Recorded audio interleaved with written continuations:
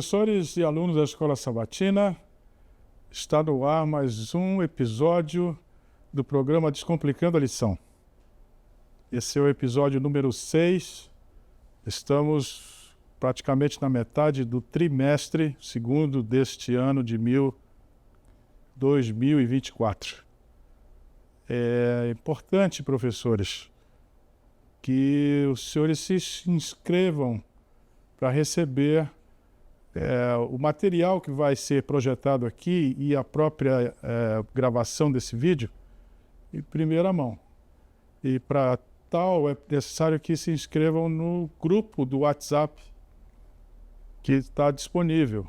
Entre em contato com o seu diretor de escola sabatina da sua igreja e peça a sua inscrição. Mas nesse momento eu imagino que a maioria dos professores já fez a sua inscrição. A segunda coisa, nos dê uma vantagem de apertar no like para que esse programa fique visível imediatamente para quem abre a plataforma do YouTube. É importante que mais pessoas tenham contato com esta mensagem que é levada aqui através do Descomplicando a Lição. Nesse trimestre, o assunto é o grande conflito. E não há um assunto mais importante do que esse. Quando nós vamos estudar as estratégias tanto de Deus como do inimigo, lidando com esse grande conflito, que são duas ideias que foram lançadas, a ideia de Deus, de um mundo perfeito, e a ideia do inimigo, num mundo onde as pessoas concorrem umas com as outras. Então, nesta semana, exatamente, o tema da lição é duas testemunhas. E quem são essas duas testemunhas? É o que nós vamos ver na lição dessa semana. A figura que está aqui já nos dá uma ideia de que essas duas testemunhas estão dentro do que nós chamamos de a Bíblia. E elas emergem da Bíblia. E o verso para memorizar, que está em Isaías 40, diz que a erva seca, as flores caem, mas a palavra do Senhor, nosso Deus, permanece para sempre. Então, só pelo verso, nós já podemos entender que nós estamos estudando as duas partes da Bíblia, que se trata do Novo Testamento e do Antigo Testamento. A premissa para a lição dessa semana é a que está aqui. Ao longo dos séculos, a Bíblia foi dissecada, posta em dúvida, descartada. Foi acorrentada em mosteiros, queimada em praça pública, rasgada. Os crentes foram ridicularizados, presos, martirizados. No entanto, a palavra de Deus prevaleceu. E este é o assunto que vai movimentar o estudo dessa semana. A lógica do estudo para essa semana é que a permanente imutabilidade da Bíblia. Essa frase, aparenta aqui uma redundância, mas a imutabilidade, ela é imutável até que termine o seu período. Qualquer coisa é imutável até que termine. No caso da Bíblia, é uma imutabilidade que nunca termina, ela é permanente. Por isso a frase é a permanente imutabilidade da Bíblia. Neste aspecto, duas importantes visões são necessárias. As duas testemunhas que ministram em tempo de perseguição, ou seja, a Bíblia como um todo, o Novo e o Velho Testamento, ficaram ativos em quaisquer tipo de sociedade, quaisquer tipo de tempo, quer bonança, quer tempo de problema ou catástrofe, ficaram ativas. E teve uma época que as duas testemunhas morreram, mas ressuscitaram. Nós vamos estudar esses dois temas porque nós precisamos entender a imutabilidade permanente da Bíblia. Então vamos ao estudo dessa semana. Os dois temas que estão no auxiliar do professor, peço que os professores não esqueçam de ler o auxiliar. O auxiliar é uma ferramenta importante para os professores. Como esse programa é um programa de incentivo aos professores, nós aqui vamos colocar diante dos professores da Escola Sabatina, é claro que sem excluir os alunos que queiram ver esse programa, nós vamos colocar diante dos professores possibilidades de raciocinarem sobre o assunto da lição. Então, o primeiro assunto, essas duas testemunhas ministraram em tempo de perseguição. A palavra testemunha é muito importante, porque o que é uma testemunha? É aquele ente que viu alguma coisa e porque ele viu, ele sabe descrever o que viu. E de que falam as duas testemunhas? Na lição anterior nós vimos da justiça e do amor de Deus. Essas duas testemunhas são as únicas que viram esse aspecto da característica de Deus, né? do seu caráter. Então, mesmo em tempo de perseguição, a Bíblia, como um todo, falou sobre Deus. E fala sobre Deus, conforme nós vimos na lição passada, mediante a figura de Jesus Cristo. E vamos iniciar aqui com a intenção de entender que o inimigo sempre preteriu a Bíblia, substituindo-a pela razão humana. Sempre isso foi o objetivo. Nós vimos na lição passada que o principal pecado do homem contra Deus é colocar a razão humana acima de Deus. Esse é a base do pecado. Mas, se o inimigo fez isso no mundo, a igreja cristã também permitiu que a autoridade divina fosse substituída pela razão. Há na história da teologia cristã muitos autores que tentaram fazer uma mescla, uma amálgama do que é a filosofia pagã, filosofia grega, estou falando dos grandes filósofos gregos, que tentaram fazer uma mescla do que pensava esses sábios humanos e o que a Bíblia diz. Há alguns autores, como o padre Teilhard de Chardin, que é um dos eminentes filósofos que tentaram fazer essa mescla, São Tomás de Aquino, outro padre que tentou fazer isto, mesclaram a Bíblia com a razão humana. E isto foi um erro. Nós vamos ver o que a lição dessa semana fala sobre isso. A razão humana é chamada na Bíblia de treva. E por que é chamada de treva? Será que não há nas mentes dos homens nada que possa ser luz? O que é luz na Bíblia? Luz na Bíblia é a verdade. Treva na Bíblia é o erro. E na Bíblia há uma única identificação de alguém que possui a verdade. E essa pessoa é Deus. Então, todas as outras criaturas não têm luz em si. Não possuem em si a verdade. Só podem ter a verdade em si se estiverem ligados a Deus. Senão, a razão que está nas criaturas, o raciocínio que está nas criaturas, não pode ser a luz. Porque nós não temos, como criaturas, o condão da verdade. Então, meus caros professores, como não é possível para as criaturas terem a verdade em si, elas precisam se ligar a Deus. E a maneira como Deus utilizou para que nós estivéssemos ligados à verdade foi nos dando a Bíblia, o Velho e o Novo Testamento. essas duas testemunhas são a fonte da verdade. Elas despertam o desejo de mudança moral, porque elas são a fonte da verdade. E elas reclamam a ação do Espírito Santo, que nós vimos na lição passada, que é o tradutor da verdade para quem não tem em si luz.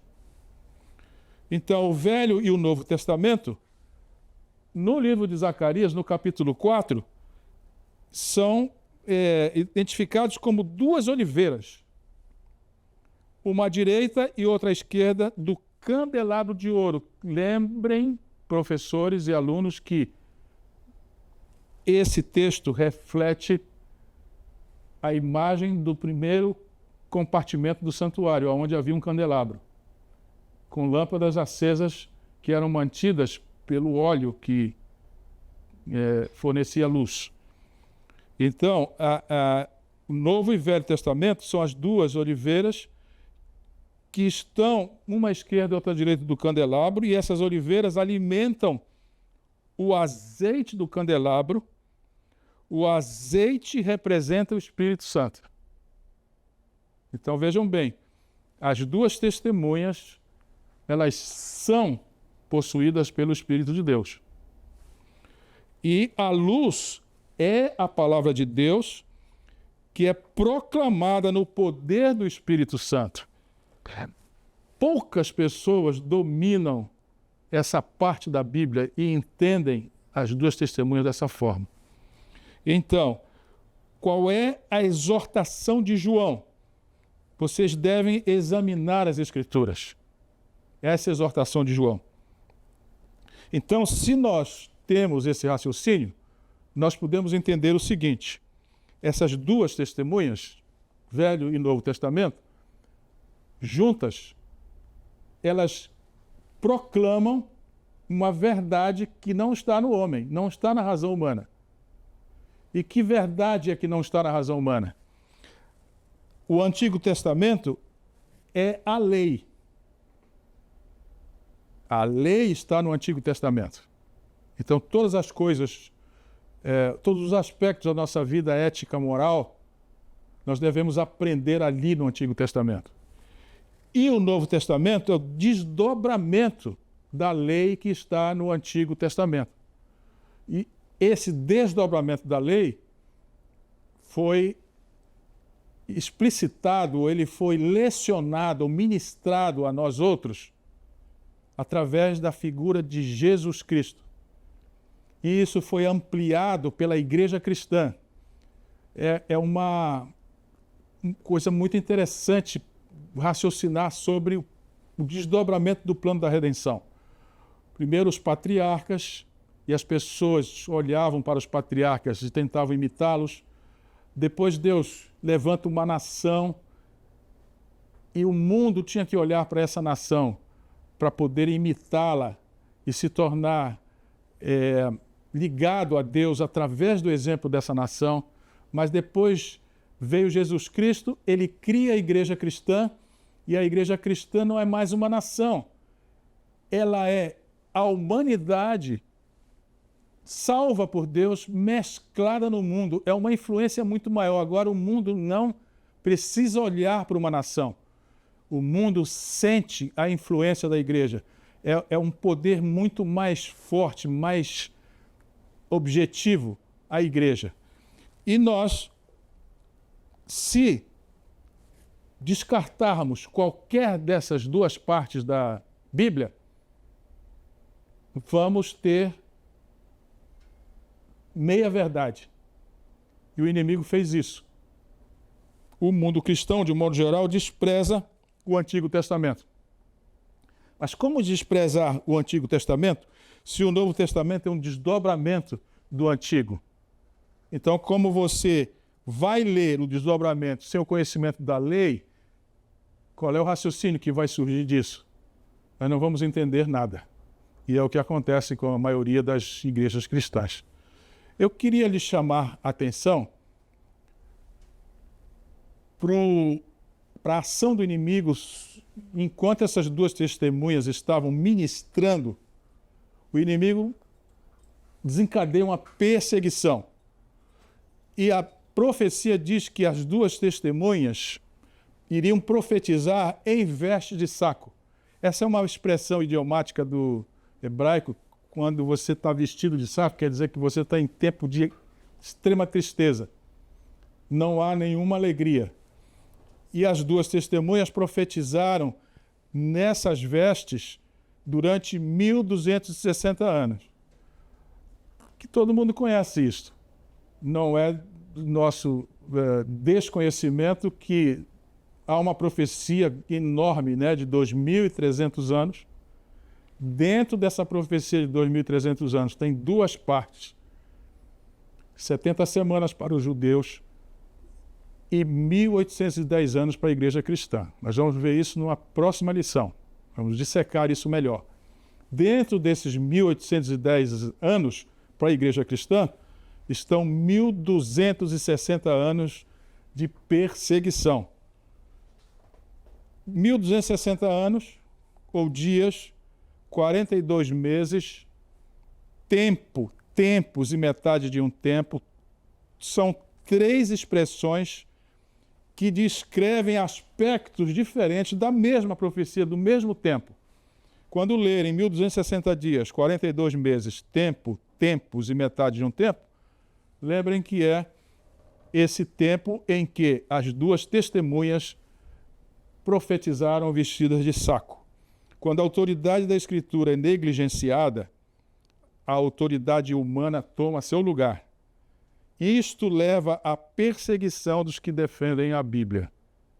Vejam bem, o que o inimigo fez? Ele perseguiu e, com isso, ele proíbe as pessoas de encontrarem a Bíblia, porque quem manuseava a Bíblia era morto. Ele proíbe isso. E se você não tem a Bíblia, não tem os profetas, quem é que vai prevalecer? A razão humana, que não tem luz, conforme nós vimos. E isso leva à perseguição.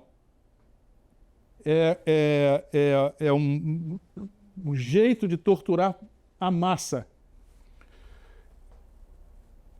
Essas verdades, as verdades da Bíblia, a luz, se não está visível, elas se tornam soterradas pelo entulho das tradições e rituais humanos, que é o que a igreja cristã, ao longo dos séculos, foi produzindo. Rituais. Quero falar aos professores, rituais são importantes. Se não fosse importante, o céu não tinha defendido que nós temos que fazer os rituais. Nós temos vários rituais. Um deles é a Santa Ceia, outro é o batismo. Mas os rituais não são portas para a salvação. Eles dizem apenas da sua fé. Se eu pratico um ritual, eu estou demonstrando publicamente, demonstrando para o universo que eu acredito no que Deus diz através da sua palavra. Essa é a função do ritual. Ele não tem poder de salvar, mas as pessoas acham que sim. Então, essa noção de ritual é o que nós estamos vendo aqui nessa segundo item, o soterramento da verdade através da tradição humana, da tradição dos rituais. E a igreja foi colocando rituais além daquilo que a Bíblia pede. Eu lembro de uma igreja onde as pessoas foram punidas porque tomavam banho no dia de sábado. Alguém inventou esse ritual que não podia tomar banho no dia de sábado. E as pessoas eram punidas por isso. Então, a sabedoria humana, a razão humana, fala mais alto do que a lei. Estão percebendo? Então, os inimigos de Deus pisaram a divina verdade, mas as duas testemunhas profetizaram nesse tempo, num tempo de grande perseguição. Então, a base da rejeição à lei de Deus pelo mundo evangélico é a ausência do Antigo Testamento na sua teologia. Isso aqui é muito importante, professores. A Igreja Adventista, vou lhes dizer um segredo aqui, é a única igreja que mantém a Bíblia íntegra. Todas as outras descartam o Antigo Testamento. Elas não arrancam exatamente o Antigo Testamento da Bíblia, mas não leem. E algumas delas, os membros são proibidos de ler, inclusive. E a razão é aquilo que nós vimos na lição passada. Tem que ter uma interpretação. Então eles não leem. Mas aconteceu um fato. Essa perseguição toda dos 1260 anos terminou em 1798, quando a França promoveu a chamada Revolução Francesa. Nesse momento, os franceses prenderam o Papa Pio VI, o general francês Berthier prendeu o Papa. Eles queimaram a Bíblia em praça pública. Isso está tudo nos anais da história. Mataram Deus e estabeleceram o culto à razão humana. Ou seja, a essência do pecado foi perpetrada aqui na Revolução Francesa.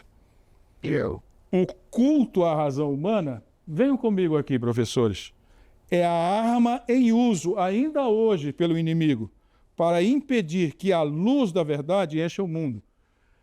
É claro que é a arma do inimigo. Aonde é o único lugar em que a luz que pertence necessariamente a Deus está, se não é na sua palavra. E é aí que o inimigo entra. E por essa razão, o texto que está em Apocalipse 11 diz que as duas testemunhas seriam mortas. Foram queimadas, queimou a Bíblia, mataram Deus, estabeleceram culto à razão. Ou seja, a Bíblia deixou de falar. Mas os cadáveres de quem é morto, você enterra. Só que essas duas testemunhas não foram sepultas. Elas ficaram insepultas. Que isso quer dizer? Elas poderiam ressuscitar. E o que aconteceu foi que os corpos das duas testemunhas ficaram insepultos durante 3 dias e meio, segundo o texto de Apocalipse 11, 9. Ou seja, 3 anos e meio, conforme nós sabemos o tempo das profecias. Cada dia, 1 ano, não é isso? Então, durante 3 anos e meio, o ateísmo na Revolução Francesa esteve em seu auge por 3 anos e meio, período que durou o decreto francês que aboliu a religião. Mas os irmãos vão ver uma coisa aqui adiante. As duas testemunhas ressuscitam depois dessa morte que nós vimos, e Deus, por sua onisciência, permite que o inimigo opere para a sua própria destruição. As ações de perseguição sempre esclarecem sobre o contraste entre as trevas e a luz. No fim da Revolução Francesa, a palavra de Deus, de forma figurada, voltaria à vida. Haveria um reavivamento. Grande temor cairia sobre os que vissem a palavra divina mais uma vez se tornar o poder vivo de Deus. Ou seja, aqueles que mataram Deus, queimaram a Bíblia, tiraram todas as noções éticas bíblicas da frente da sociedade. Essas pessoas tiveram um grande temor quando viram a palavra de Deus voltando. Em Salmo 119, versos 7 e 8, nós lemos o seguinte: a palavra de Deus permanece no céu e na terra. Mesmo que os cristãos professos minem a autoridade da Bíblia, questionando partes ou enfatizando seus elementos humanos, que é o que a igreja cristã apóstata tem feito, enfatiza os elementos humanos para que perca a sua autoridade, a Bíblia nunca será erradicada. Para filhos de Deus, a Bíblia vive, fala ao coração, dá vida nova aos que querem ouvi-la e seguir seus ensinamentos. Então, o que nós temos é que a verdade, que são essas duas testemunhas, se torna triunfante. O Apocalipse 14, Apocalipse 11, dos versos 14 e 18, exorta que os reinos desse mundo, que são produtos da razão humana, um dia se tornarão do nosso Senhor vitorioso. Ou seja, o que vai prevalecer não é mais a razão humana, é a luz da verdade que vem de Deus. Então, por conta disso, o mal vai ser derrotado, ou já está derrotado. Jesus Cristo vence e Satanás perde. A justiça triunfa. Lembrem que a questão com Deus é justiça e bondade. E a verdade reina. Aquilo que é edificado sobre a autoridade humana será destruído, mas o que está alicerçado na rocha da imutável palavra de Deus permanecerá para sempre. Isso é um trecho do livro Grande Conflito, a página 243. A palavra de Deus, mantida por ele, não perece. Mas nós sabemos que no ambiente da sociedade humana, a verdade é mais poderosa do que o erro. Por isso ela sempre prevalecerá. Então, a humanidade sem a lei, sem a palavra de Deus, estará sempre em revolta e guerra contra Deus. Com essas explicações, nós podemos ver a interligação dos temas da semana, o tema da semana com os temas diários. Esses três temas do início da semana, duas testemunhas, períodos de tempos proféticos, as duas testemunhas são mortas, estão contidos aqui no tema duas testemunhas ministram em tempo de perseguição. Os dois temas finais de quarta e quinta, as duas testemunhas ressuscitam e a verdade triunfante, as duas testemunhas morreram e ressuscitaram. Deu para entender, professores, o que deve ser, como deve ser tratado esse assunto na frente da sua classe? Se isso ficou claro, vamos ver como é que eu posso resumir isso num único parágrafo. As fiéis testemunhas de Deus, mortas pelo poder blasfemo que subiu do abismo, não deveriam por muito tempo ficar em silêncio. Depois daqueles 3 dias e meio, o Espírito de vida, vindo de Deus, entrou neles, e puseram-se sobre seus pés, e caiu grande temor sobre os que os viram. Agora vejam isso aqui. Isso aqui é a explicação do que aconteceu com as duas testemunhas. Foram mortas, mas ressuscitaram. Agora vejam aqui isso olhado através da história. Foi em 1793 que os decretos que aboliam a religião cristã e punham de parte a Escritura Sagrada passaram na Assembleia Francesa.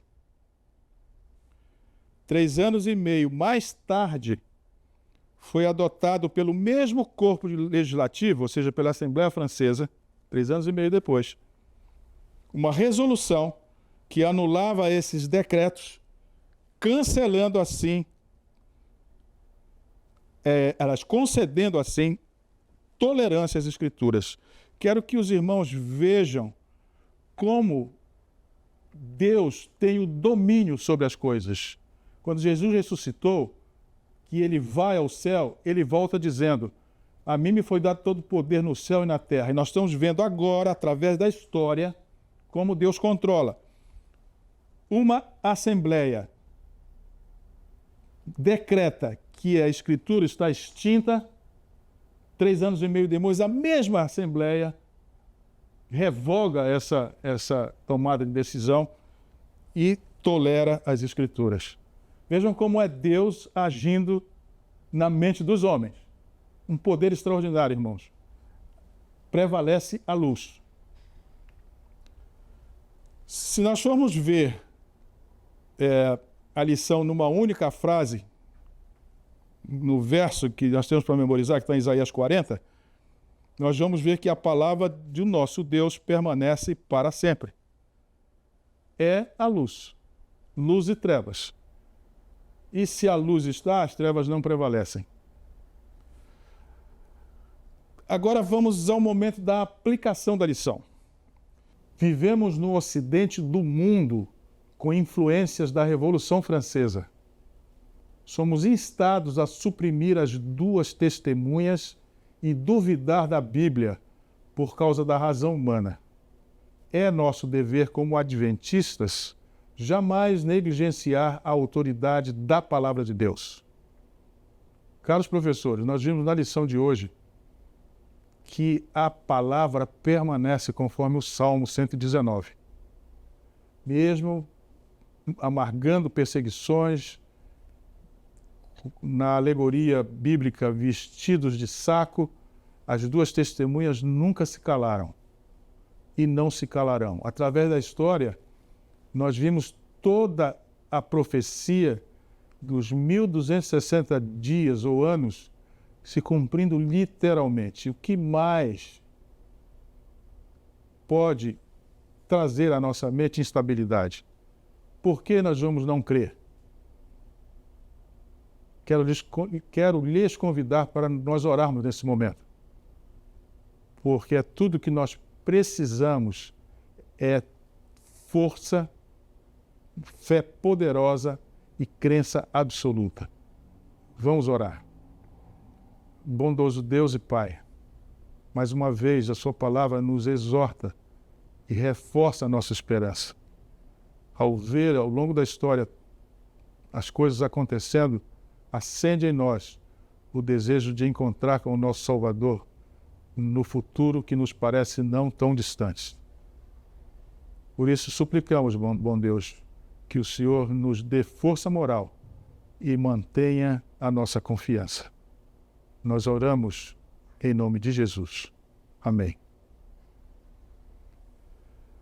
Caros professores, mais uma vez encerramos o programa Descomplicando a Lição. Essa foi a 6ª edição desse trimestre, segundo trimestre de 2024. E estamos lhe convidando para o próximo episódio, o 7º episódio. Esperamos contar com a sua presença e a sua atenção.